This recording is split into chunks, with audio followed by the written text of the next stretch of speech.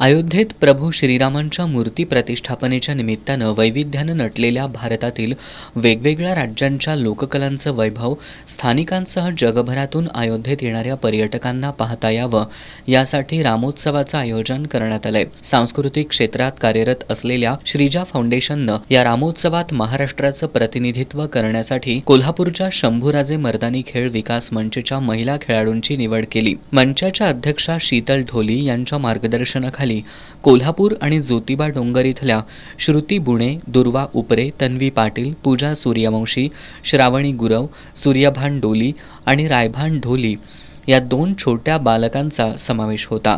श्रीजा फाउंडेशनचे शिवम मगदूम यांच्या नेतृत्वाखाली सोहम, निलेश आणि प्रकाश कुईगडे हलगी वादक यांनी या पथकाचा जोश वाढवला. या पथकाला अनिकेत निकम यांनी मार्गदर्शन केलं.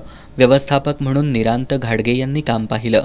गदगा, बाणा, डबल पट्टा, पट्टा बनाटी, भाला, कुऱ्हाड फाईट, तलवारीनं लिंबू, केळी कापणं, लाठी काठी, डोक्यावर हातावर नारळ ठेवून काठीनं फोडणं यासारखे चित्तथरारक खेळ सहजपणे सादर करत या पथकानं उपस्थितांची वाहवा मिळवली. शंभूराजे मर्दानी खेळ विकास मंचाचे संस्थापक सूरज ढोली यांच्या आकस्मिक निधनानंतर त्यांचं मर्दानी खेळ जतन करण्याचं काम आपल्या खांद्यावर घेतलेल्या शीतल ढोली यांनी मोठ्या हिमतीनं या पथकाचं नेतृत्व करत श्रीजा फाउंडेशननं दिलेल्या संधीचं सोनं केलं.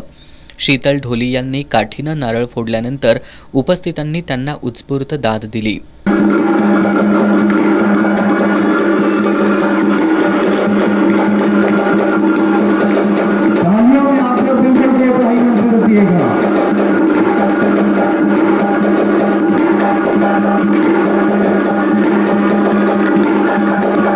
या पथकाला कोल्हापूर जिल्हा प्रशासन, जिल्हा पर्यटन समिती, हॉटेल मालक संघ, हिल रायडर्स फाउंडेशन आणि श्रीजा फाउंडेशनचे चंद्रकांत पाटील आणि हिल रायडर्सचे प्रमोद पाटील यांचं मार्गदर्शन लाभलं.